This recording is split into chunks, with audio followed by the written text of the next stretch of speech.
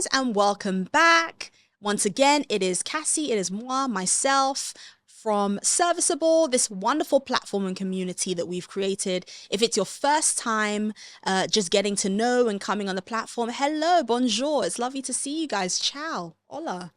Whatever language you speak. It's so exciting to be able to get connected with all of you guys. I know that you've been, watching our previous videos. Remember to like and subscribe and comment. Let us know your feedback as well. So as I always do my intro, my name is Cassie, and in my first 6 months of starting my own commercial cleaning company, we secured over 6 figures in contracts. Wow, how did she do it? She had 0 experience. Me too. I would think, how did she do it? But I have the answers. And this is an environment for us to discuss. If you're a beginner, you want to know how to make money, you want to know how to do something that is accessible for your skill set, this is where, we're building up that community. This is for you. And today I'm so excited because, as I just said, I had secured over £100,000 in cleaning contracts in my first 6 months. How did I do it? Today, we're going to talk all about it. Okay, so the first thing that I did was I really did my research into the different kinds of commercial cleaning companies.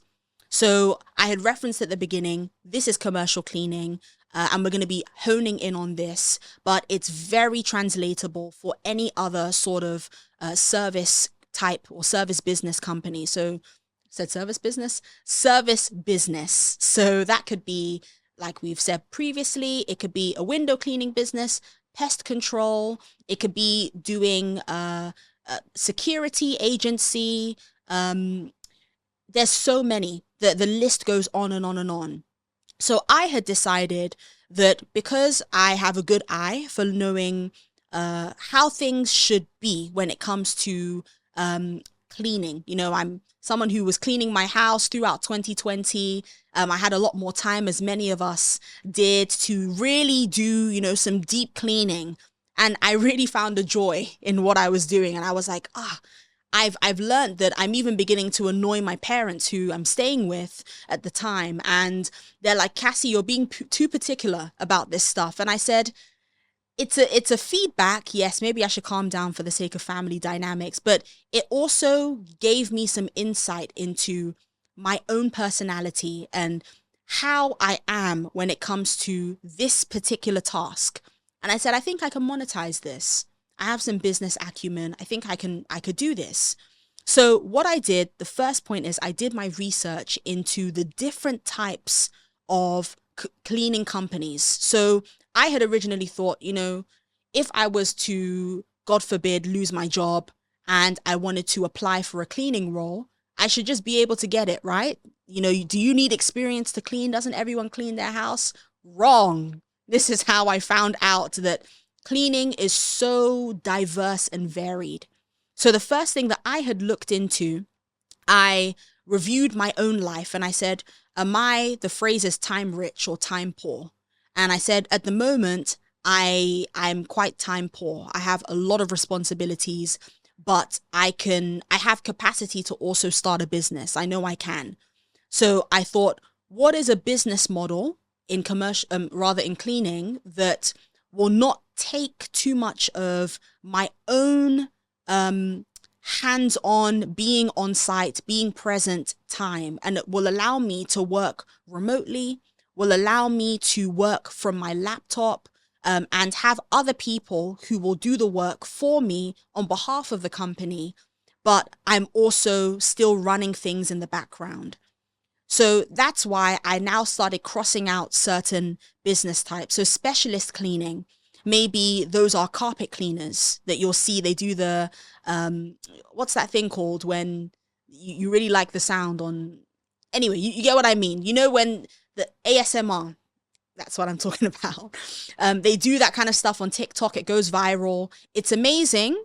But for my lifestyle, I said, okay, the startup costs to get the venue, the premises, to clean those carpets, the specialist equipment, all of that, and then the marketing costs, because that is typically a B2C, which means business to consumer sort of model. I don't have those kind of funds at that time. I said that's the reason why I'm starting a business, is because I need more income. So already specialist cleaning was out of the question for me. Likewise, I was also looking at some types of residential cleaning. So I had noticed that there are some companies where trying, and I don't want to get to the next point, so I'll leave that a little bit, but I had noticed that it was the easiest to reach the person that I needed in the niche that I had selected in commercial cleaning.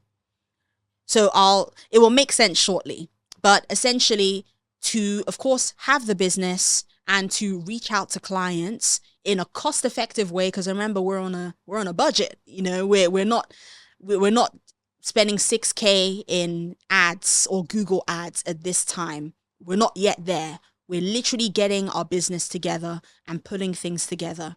So I had realized that commercial cleaning as a sort of specific niche, an area, and routine commercial cleaning was going to be where I stake my tent. So of course, like I mentioned, there's different services that can be offered. And again, it's one of the mistakes we made early, promising too much. We thought, okay, we need to have more services. We can't just do routine commercial cleaning, which is when someone comes in at the contracted hours on the contracted day. We have the contract for a year. You know, that we had thought we needed more to sound like we're a reputable company. Slow down. Remember, slow down. It's good to master one thing and be excellent at that one thing. You don't need to overpromise and then you underdeliver. So the first thing we had mapped out was going to start a commercial cleaning company. It gives us the repeat revenue without too much contract management, invoice management, because I'm also working 9 to 5 at the same time. I don't have that kind of time to monitor that. But it also allowed me to do what was compatible with my lifestyle. Like I said, I can work remotely because I'm in office on these days, but then on other days where I'm working from home, I can quickly go and do a survey at my client and I can then go home because all I need to do is just carry my laptop. So it was compatible and it allowed us to have that forecastable or forecasted revenue that was easy, clear, and just a simple sort of process at that stage. Okay, so remember, that's point one, guys. Now, the next thing is to choose a market segment with the easy route to the stakeholder. Now, I was just kind of getting into that just now. But when I say choose a market segment, so we're not going to try and use too much jargon. I can be a bit jargony, so apologies. I'll break things down as I can. But when I say a market segment, I mean your niche. So commercial cleaning is broad. You could have a high-rise office, you know, like a JP Morgan or a BlackRock. They have like maybe 20 floors, you know, some huge skyscraper. There's those kind of commercial cleaning contracts. And then we would maybe call that an enterprise contract. And we'll get into some of these terminologies shortly. And then we also have maybe a mid-market client. So a client that might have a couple of sites, they might be in a few places, but their operation is still quite small. So maybe we would say they have under 200 employees. And then we also have what we call the SME. So that is small, medium enterprises, small, medium sized. So I'll encompass in that. Let's include micro companies. So maybe a company where there's like 10 people who work for that company, or maybe a company that is made up of a management team of 2, but then they have clients that they work with and that they come on their site. So those kind of companies I had identified in now doing my initial outreach. Like I said, we test our product, we test our service, we see what works and what lands. And when it lands, why is it landing? Let's stick with it. Let's see. That's how we learn. It's not just about having 10 years experience. It's about you learn these things in what you are trying to do specifically at that time.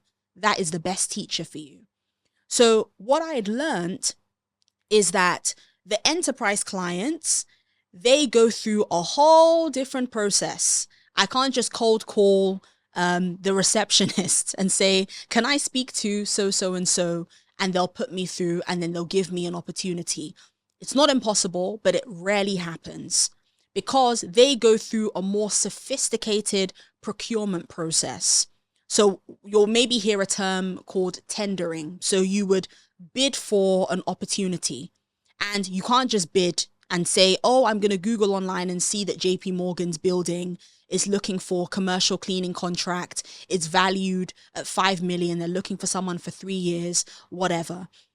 It will be sort of in-house. So the top players, the top commercial cleaning companies for that sort of really lucrative contract will all be the ones that will be invited personally to bid and so they'll put out what we call an RFP, which is a request for proposal.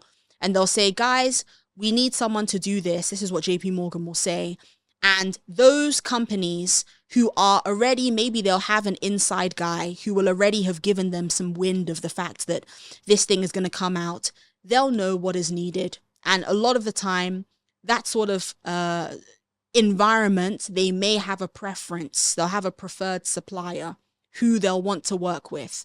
Or even if they may not have the preferred supplier, their parent company or one of their key clients who they've just gotten a deal with may have a preference and be able to influence that decision. The reason why I'm saying this to you today is because we are talking from a perspective of you're a beginner. You want to kind of get a grasp for how this works. The enterprise level is for when your company has progressed to a point where you're now a key player, or you have some sort of market share. People are beginning to get visibility of your company. We're not going to go there immediately. It's not for us. And that is not a disappointment. I don't want you to think, but that's where the money is. We're getting there. Now, the mid-sized companies and the SMEs, they have the most accessible stakeholders. Now, what do I mean by that? Who is a stakeholder? A stakeholder is a key influencer or a decision maker. So that is someone who will be the yes man. They have the budget. They're the one that will sign off on your contract. They're the person that you actually need to impress. So there's different people who are involved when you are doing your outreach. So for example, if you're cold calling someone, you might have a gatekeeper that you encounter, and that might be their PA. It could be a receptionist. It could be sometimes even like a general manager or a front of house manager. That person is staff typically for your decision maker, and they are thinking, I need to make sure that my decision maker, who has 1 million of these calls in a day, their time is essentially not bothered by these people unless it's really, really viable and they see value in it. So that typically is the case for those enterprise arrangements.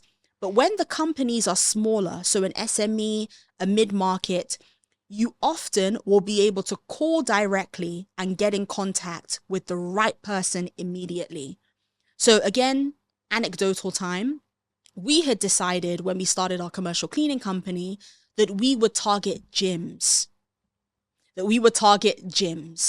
And why did we choose that? Because we noticed that some SMEs, which is what I was referencing earlier, these smaller businesses, you might make the assumption they don't have healthy cash flow or they don't have a lot of money.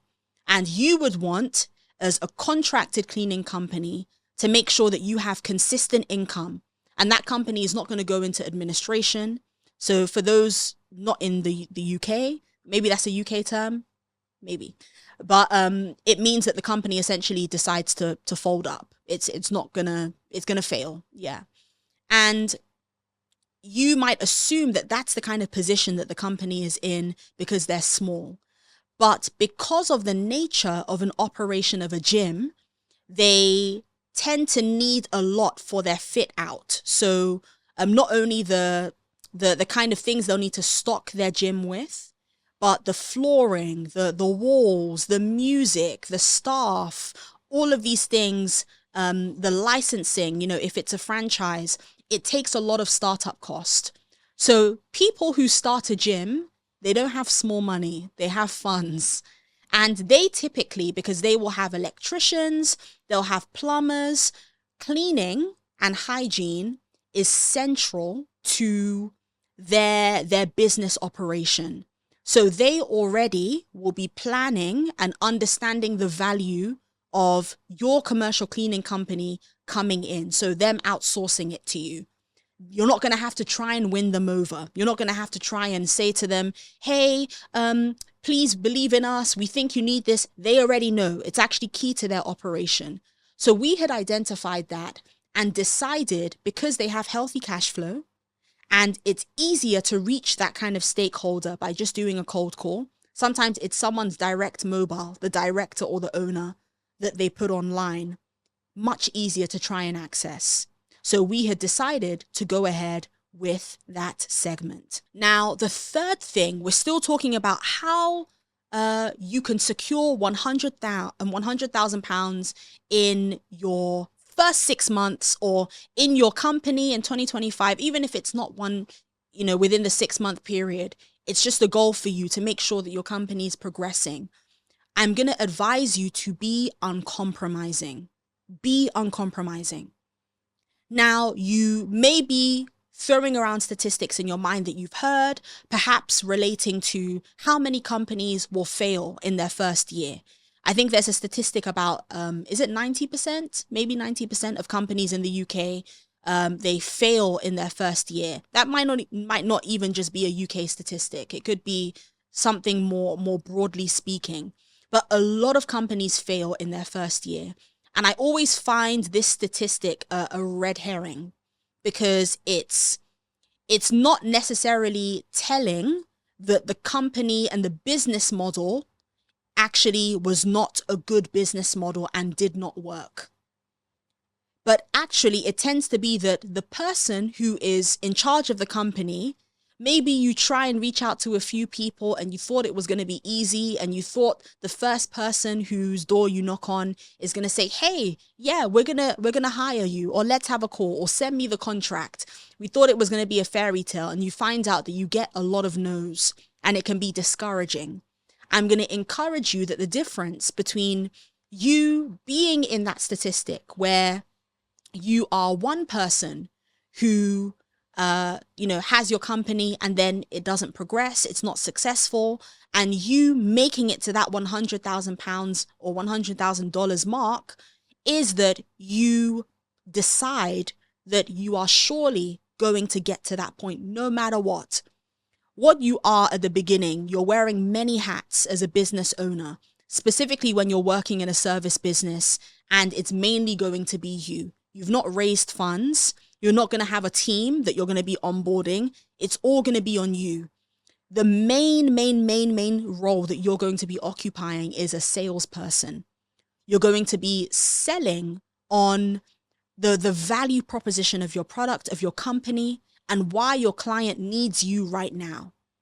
And a lot of people, and I can literally, maybe not today, but I can show you the kind of notes that I've made before after doing 100 cold calls in a day, where I'll either not get through to the person because they'll say the GM or whoever is there is not in. They'll ask me to call back later, and you call back later and they'll say call back later again. Or they'll say, just send me an email, which, by the way, we'll talk about in another video, is not the outcome that we want. And maybe one or let's say 5 of them out of that 100 calls will say, okay, it's something that we're considering. And they'll maybe ask for you to send them a quote. And maybe 2 of them will actually say, okay, this is in range for us. Do you want to come on site? And then after coming on site, maybe 1, if any, will say, let's progress. Imagine 1 out of 100 that you would have called, you would have reached out to. Most people will say no. Most people will shut the door in your face. But the most important and key thing for you to note is you have a goal. And that goal the only way that you will fully realize the things that you want to do is by being uncompromising and saying, this is the goal that I'm going to reach. This is the time frame that we're going to do it in, and I'm going to strive towards it. And I think with everything that we've shared today, we have so many different areas, as I always say, to go into. And what I'll perhaps do in a future video, you can let me know if it's of interest in the comments. I will go into detail on how you can secure the 100K and financially forecast for it. So we're now looking at the practical side of things, not just your traits and your capacity and those kind of things that you'll need to put in place in terms of your vision, but we'll look at things more structurally speaking as well, because I think they will help you greatly. Once again, guys, this has been Cassie here at Serviceable. I hope you have enjoyed today. I hope it's been useful. And like I said, I'm very open to feedback. Please let me know. Drop it in the comments. Send us an email for content that you want to see. It's all in the description. So excited to have this community. We're doing something great, guys. And I will see you soon. See you later, guys. Bye.